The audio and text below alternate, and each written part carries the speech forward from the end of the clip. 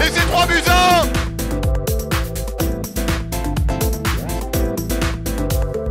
Et amis téléspectateurs, bonjour et merci de nous retrouver sur la Lancy TV pour cette nouvelle édition de Footmage. Au programme de cette 5e journée, 3 rencontres, vous le savez, la première verra le FC City accueillir le FC Champel. La deuxième rencontre ici même au stade des Cherpines entre le FC Plan-les-Ouates et le FC Aire-le-Lignon. La troisième rencontre mettra aux prises l'Olympique de Genève et le FC Verrier Sport 2. Et on va tout de suite retrouver Jacques pour le résumé de cette première partie entre le FC City et le FC Champel. Oui, vous l'avez dit, Guilhem, effectivement, 3 résumés aujourd'hui et nous débuterons avec ce match entre City et Champel. City proche d'une victoire face au CS italien lors de la dernière journée. Champel toujours à la recherche de ses premiers points dans ce championnat. On vous l'a dit avant ce reportage, l'équipe de Champel, 0 points à la recherche de ses premiers points. Pour City, en revanche, c'est déjà 6 points emmagasinés depuis le début de l'ouvrage.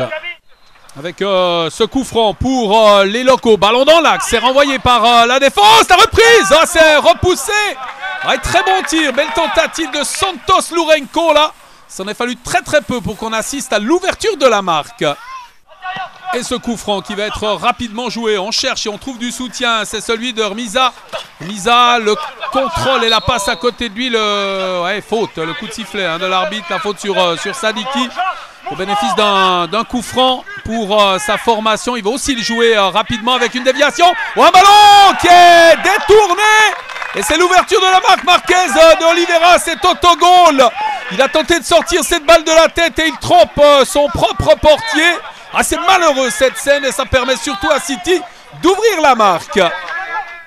Ça va permettre à l'équipe locale de repartir. On joue la 18e minute. Sadiki qui va glisser ce ballon à côté de lui avec Schmid. Schmid, l'ouverture, c'est bien joué. Gonzalez, ouais, qui va passer le portier, qui marque. C'est 2-0 en 3 minutes. L'équipe de City qui prend les devants dans ce match. Cette ouverture de Schmid pour Gonzalez, le dernier nommé, qui permet à son équipe d'avoir 2 longueurs d'avance. Et du coup, du côté de Champel, il faut vraiment tout tenter là pour exploiter au mieux cette balle arrêtée avec un ballon qui est parti dans la bonne direction. Mais très belle intervention du portier Andic là qui a pu boxer ce ballon, éloigner le danger de sa cage. Et Champel qui peut repartir à l'offensive. On va chercher du soutien devant. On va trouver Varela. C'est bien joué. Varela qui va rentrer dans les 16 mètres. Tir croisé, il marque. La réduction du score pour Champel. Après les 2 premières réussites, Auro Duarte le long de la ligne de touche qui s'énerve là. Après cette très belle réussite, il a bien ouvert le pied, Varela. Il permet à son équipe de ne plus être menée que par 2-1. Et dans cette seconde mi-temps, le dégagement pour le portier Andic qui va mettre ce ballon pratiquement dans le rond central. Ça va même au-delà avec une tentative de dégagement à cuir récupérée par les Bleus là qui peuvent repartir à l'offensive. C'est bien joué. Ce ballon dans la profondeur rouge, je ne suis pas sûr qu'il y a eu hors-jeu là de Gonzalez. À mon avis, il est parti à la limite. Mais l'arbitre, lui, a sifflé. Et avant la pause, là, c'est un bon coup franc pour les locaux. C'est Sadiki qui s'élance. Ça passe le mur. Et ça passe aussi juste à côté du but défendu par Alemano. Ça en est sorti très bien là du côté de Champel. City qui était parti fort et le retour à la marque de Champel qui fait douter les locaux. Déviation. Ça rentre finalement. C'est 3-1 pour City, ce but de Sadiki, Flacron Sadiki qui donne une nouvelle fois 2 longueurs d'avance à son équipe. Un ballon à mon avis qui a été dévié. Et ça a pris une drôle de trajectoire et en finalité eh bien c'est le 3-1 en faveur des joueurs locaux. Sans doute un des derniers dégagements pour le portier Alemano. Voilà qui a fait l'arbitre qui met un terme à cette partie. La victoire 3-1 de City face à Champel. Champel toujours bloqué à 0 points dans ce championnat qui se devra de réagir à domicile face à Versoix dimanche prochain alors que Verrier sera opposé à City. Avant de nous quitter et de vous retrouver Guilhem, entendons quelques réactions sur ce succès des hommes d'Auro Duarte. Je pense qu'ils rentrent mieux que nous dans le match. Ils avaient un plan de jeu qui était un peu proche du nôtre, c'était jouer des longs ballons. On avait aussi travaillé ça sur ce match-là et je pense qu'on n'a pas réussi à être solide dans les moments où il fallait. Puis on prend 2 buts rapidement, on arrive à revenir avant la mi-temps.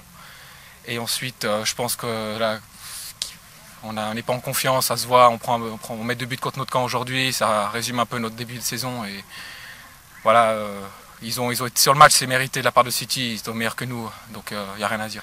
Maintenant, on a Jean-Yves qui est arrivé comme notre nouvel entraîneur, donc on va s'appuyer là-dessus.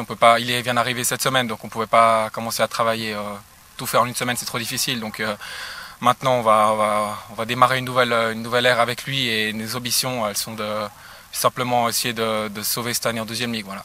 On a juste appliqué ce que l'entraîneur nous a demandé et voilà, on a été solide. C'est toute l'équipe dans l'ensemble et ça fait du bien, ça met en confiance. Et puis bon voilà, dommage pour l'équipe adverse, mais c'est le foot, c'est comme ça aujourd'hui. C'est toi qui gagne, demain c'est l'autre. Et moi je félicite vraiment tous mes coéquipiers.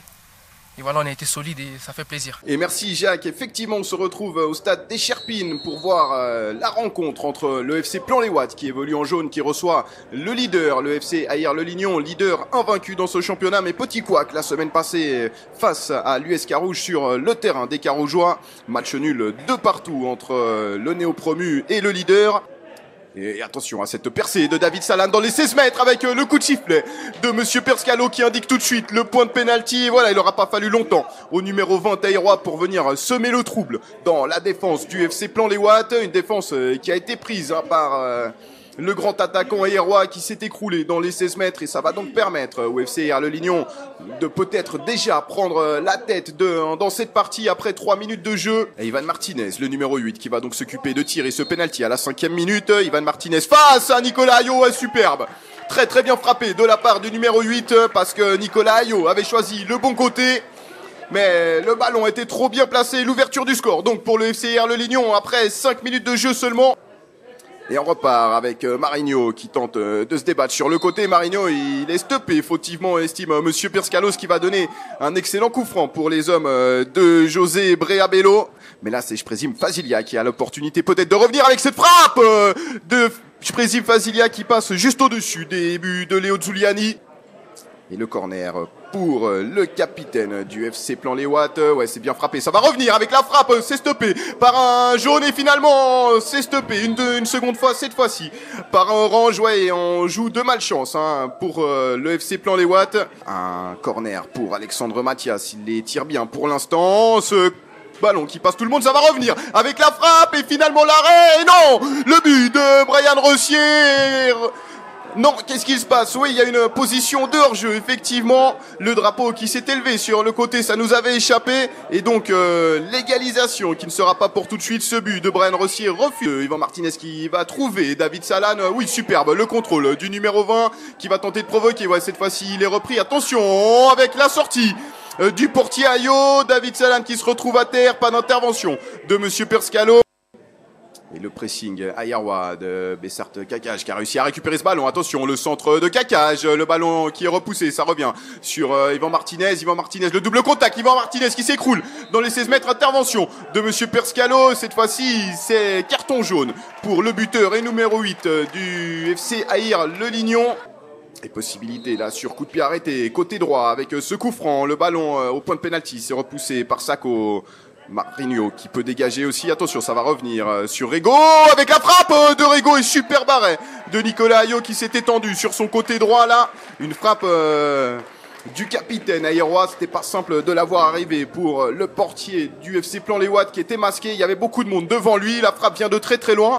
Et Monsieur Perscalo qui va donner le coup d'envoi de cette seconde période. On rappelle que le FC Plan-les-Ouates est mené sur sa pelouse 1-0, réussite en tout début de partie par le numéro 8, Ivan Martinez, qui a inscrit un penalty. Et les jaunes qui poussent, mais pour l'instant, ça ne veut pas. Et attention à cette possibilité avec la montée du défenseur central du FC Plan-les-Ouates. On trouve finalement Fasilia avec la frappe de Fasilia qui vient s'écraser sur la latte de Léo Zuliani qui semblait battu. Allez, Orange, ils ont la réussite en plus de ça. Mathias qui tente de relancer les offensives du FC Plan-les-Ouates. Fasilia sur le côté. Fasilia, il arrive à passer Martinez. Fasilia qui se met en position de frappe avec la frappe qui redescend vite. Et l'arrêt finalement de Léo Zuliani qui peut effectuer donc la parade sur cette frappe bizarre de, je présume, Fasilia. Et encore une fois, les hommes de José Breabello qui tentent d'envoyer des ballons loin devant pour tenter de revenir au score. Et du côté du FC Aïr-le-Lignon, on gagne du temps. Et effectivement, à l'image de leur entraîneur, on commence à s'énerver un petit peu du côté des jaunes parce que les hommes d'Elder Silva prennent absolument tout leur temps pour remettre en jeu. avec le capitaine Ivan Rego. Et attention, qu'est-ce qui se passe? Monsieur Perscalo qui vient mettre un second avertissement à Alexandre Mathias, qui va être obligé de laisser les siens à 10. Et Texera qui allonge et qui peut trouver Hubelart sur le côté. Hubelart qui est stoppé finalement. Pas d'intervention de Monsieur Perscalo. Attention avec le pressing de David Salan qui a payé. Il a réussi à récupérer ce ballon. David Salan autour de 3 joueurs jaunes. David Salan qui s'écroule. Et intervention de Monsieur Perscalo qui vient mettre un deuxième avertissement là aussi à David Salan, l'homme aux 8 réussites cette saison, qui va être expulsé donc pour un second carton jaune. Le premier c'était tout à l'heure sur un coup franc. Et encore une fois, le FC Plan-les-Ouates qui tente, on ne lâche rien avec Alexandre Léal, le crochet. Alexandre Léal qui a levé la tête. Oui, superbe centre avec la tête. Oh, le sauvetage de Léo Zuliani sur cette tête de Cédric Simoes. Avec un centre d'Alexandre Léal, ce sont les deux latéraux du FC Plan-les-Ouates qui ont combiné sur cette offensive. Et il faut encore un grand Léo Zuliani pour garder son équipe devant. Hubelart, oui c'est bien ce que fait le numéro 12 du FCR Le Lignon, et il rentre dans les 16 mètres, il s'écroule suite à la charge de Cédric Simoes. Et Monsieur Perscalo qui indique pour la deuxième fois de la rencontre le point de pénalty pour la deuxième fois, c'est en faveur du FCR Le Lignon. Et gros travail du numéro 12 Diego Hubelart qui est venu provoquer sur le côté. Et Victor Perlet donc face à Damien Chapeau, le portier qui a remplacé Nicolas Ayo. À la pause, Perlet qui s'élance, oh superbe, c'est extrêmement bien frappé ça de la part du numéro 11 Aïrois, qui vient donc faire le break pour son équipe, 2-0. Et encore une fois sur penalty, cette fois-ci le penalty a été obtenu par Diego Hubelart. On rappelle que les deux équipes jouent à 10 contre 10. Et possibilité de contre-attaque pour le FCR Le Lignon avec Ricordono qui vient d'entrer. Attention, il est frais, il a aussi l'appel de Yannis Chatelana qui lui aussi est frais. Ouais, c'est pour le numéro 9 qui est aux prises avec Alamo. Et finalement la frappe de Yannis Chatelana qui est venu mettre un petit ballon piqué sur le portier Damien Chapeau qui couvrait pourtant bien son angle. Et donc troisième réussite pour le FCR Le Lignon qui vient plier ce match donc dans les tout derniers instants de la partie. Et Léo Zuliani pour un des derniers 6 mètres. Et effectivement, le coup de sifflet de Monsieur Perscalo qui met un terme à ce match très compliqué entre deux équipes qui ont été extrêmement solides au milieu de terrain, des duels très engagés. Une rencontre qui s'est terminée à 10 contre 10 suite aux expulsions d'Alexandre Mathias côté FC Plan-les-Ouates et de David Salan du côté du FCR Le Lignon. Et c'est une histoire de penalty qui aura fait la différence aujourd'hui avec 2 réussites sur penalty pour le FCR Le Lignon, puis la troisième réussite dans le jeu en toute fin de partie. Ce fut un match engagé, puis on va bien évidemment aller récolter les réactions des acteurs de cette partie avant de retrouver Jacques pour le dernier match entre l'Olympique de Genève et le FC Verrier 2. Merci beaucoup de nous avoir suivis. C'est un petit peu le problème qu'on a depuis quelques temps, c'est qu'on se crée pas mal d'occasions, mais on a du mal à les terminer. Ça fait quelques matchs que ça revient un petit peu à chaque fois. On domine un petit peu, on joue pas mal, mais par contre après on termine pas et on finit par prendre des buts. Là ils ont bien joué le coup, ils nous ont attendus, ils ont joué en contre et puis voilà, ils ont su être réalistes quand nous on n'a pas su l'être. Donc ouais, une défaite lourde, ça va falloir vite se remettre la tête droite et puis dès la semaine prochaine repartir à fond. Le truc c'est que dès le départ on a tapé dedans, on a marqué dès les 5 premières minutes. Après on a vu qu'ils reprenaient un peu le dessus, comme en début de deuxième période. Et on a vu qu'à la fin du match, on a continué à gagner, à reprendre le dessus. Et c'est là qu'on a mis encore 2 buts. Et puis c'est là qu'on a pu un peu se calmer. Bon, ça arrivait en fin de match, mais mieux que ça arrive tard que jamais. Mais ouais, on était plus dedans, on avait plus envie, on avait plus de hargne. Et puis je pense que c'est vraiment, ça s'est joué beaucoup dans la tête. Et c'est ça qui a beaucoup fait dans le match. Ouais, Guilhem, le leader, qui confirme sa position de numéro 1 dans ce championnat avec une victoire 3-0 face à Plan-les-Ouates. Et puis aujourd'hui, un match important pour Olympique de Genève qui se doit de s'imposer pour garder le contact avec la tête. Je rappelle qu'avec la victoire d'Aïr Le Lignon, c'est 6 points d'écart en cas de succès d'Olympique de Genève face à Verrier Sport. Il n'y aurait que 3 points d'écart entre les deux formations. Verrier qui reste sur une série de 3 défaites et 1 victoire depuis le début de la saison.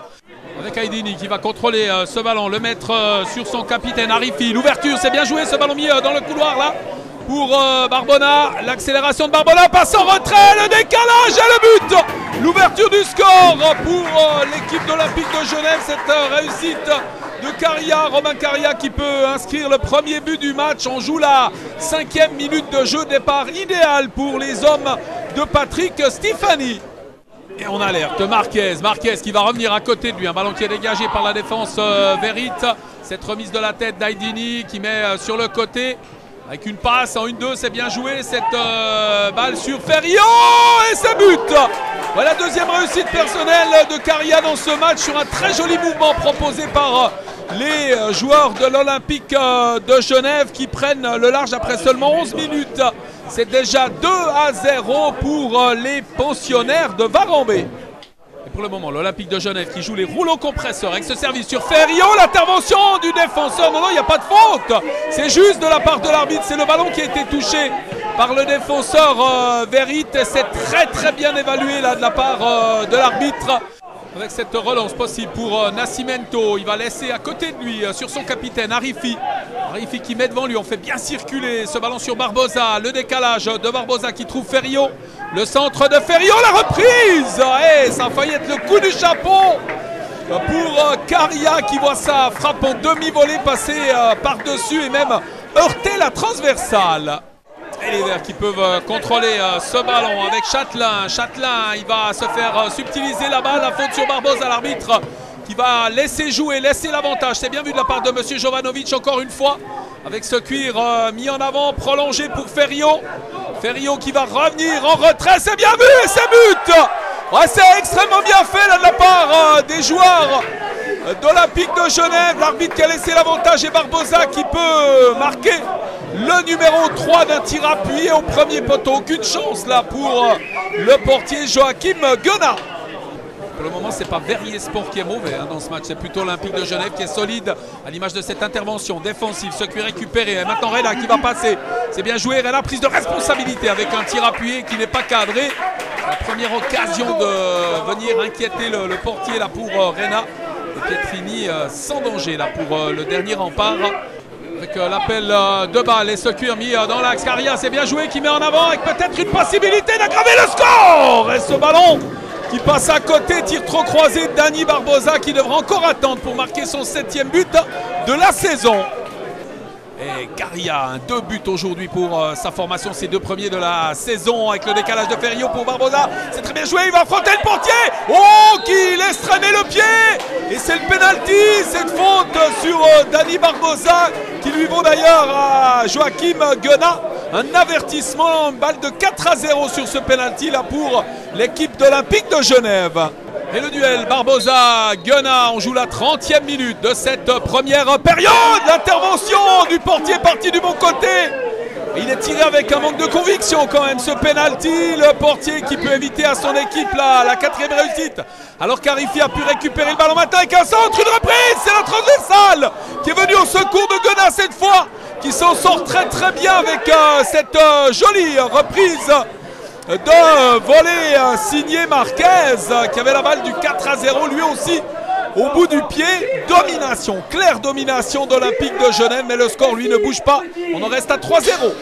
Alors qu'on est à 9 minutes de la fin de cette première période sur cette marque de 3-0, puis récupéré par Ferriot qui va décaler ce ballon mis sur le pied de Barbosa. Qui va attendre l'arrivée de Ferriot, lui remettre dans le prolongement, c'est bien joué. Et que la passe en retrait, le sauvetage sur la ligne sur ce tir de Marquez. Joli ce que vient de faire Ferriot encore une fois. Omniprésent dans le jeu, le numéro 6.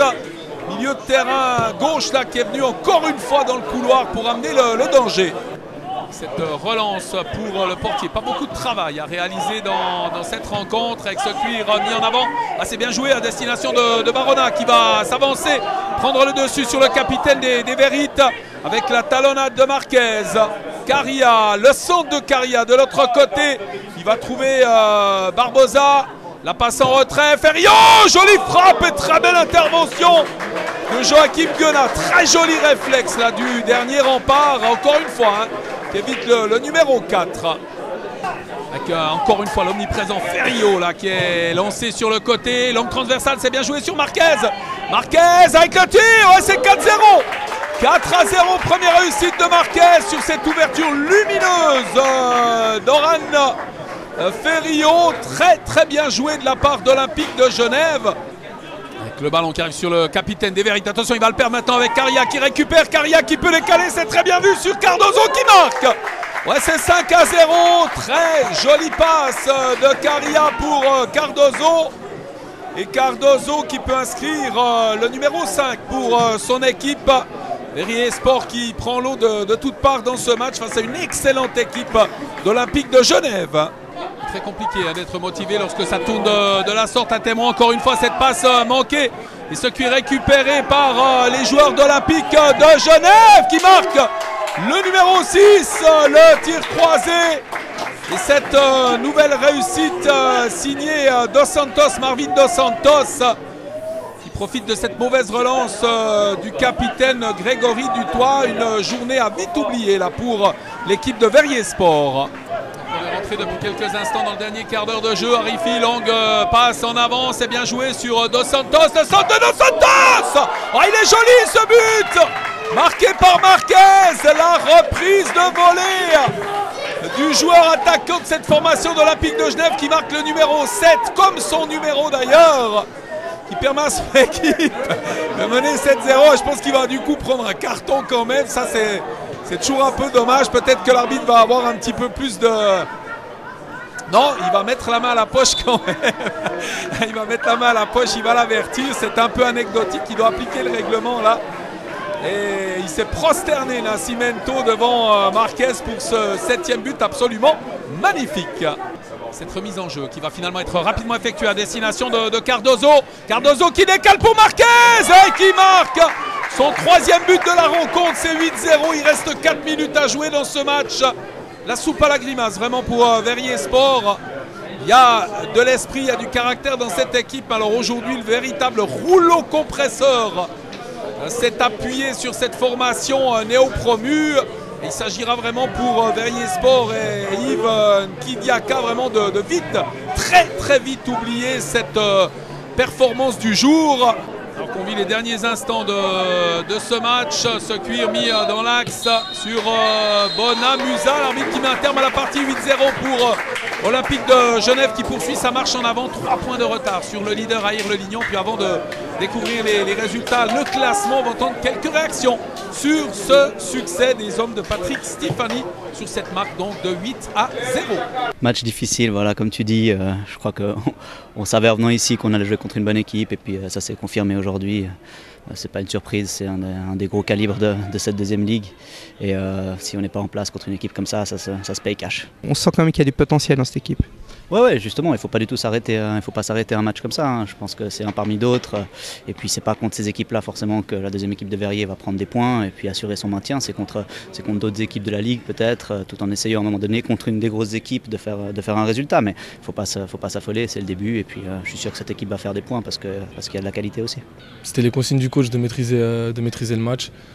Et surtout l'objectif c'était pas de prendre de goal, c'est surtout ça. Le plus important, on va dire qu'on reste la meilleure défense pour l'instant. On n'est qu'au début, mais c'est là qu'on commence.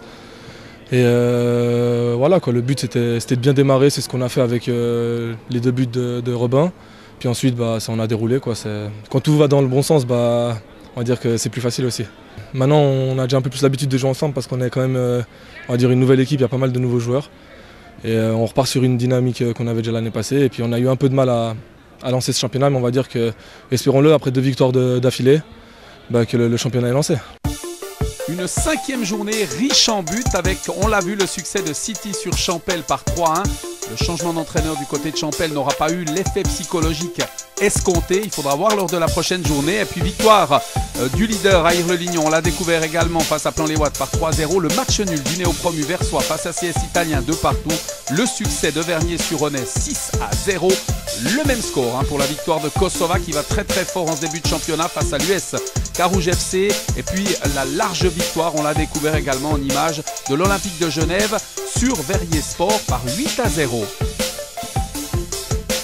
Au niveau du classement, pas de changement de leader. Air-le-Lignon reste en tête avec 13 points, toujours invaincu. Et puis derrière, il y avait 6 équipes lors de la journée précédente à la deuxième place. Il n'y en a plus que 3, Olympique de Genève, Kosova et Vernier. Et puis on trouve à la 5e place City, à la 6e ex-aequo Versoix et le CS italien. Plan-les-Ouates occupe la 8e place avec 7 points, Carouge 4 points. Ensuite, en dessus de la barre, Verrier Sport avec ses 3 points. Bonnet à 3 également. Et puis c'est l'éternel rengaine, mais Champel qui reste toujours dans l'attente de ses premiers points dans ce championnat. Lors de la 6e journée, Air-le-Lignon rencontrera Kosova samedi dans un match passionnant et match au sommet également. Verrier Sport de son côté tentera d'inverser cette tendance de spirale négative face à City. Ça sera aussi samedi. Et puis dimanche, US Carouge affrontera l'Olympique de Genève. Champel qui défiera Versoix, Honnay face à Plan-les-Ouates et le CS italien face à Vernier. Voilà pour cette 6e journée, ce programme qui s'annonce très intéressant. Et avant de nous quitter, bien évidemment, notre petit concours habituel. La parole est à Guilhem.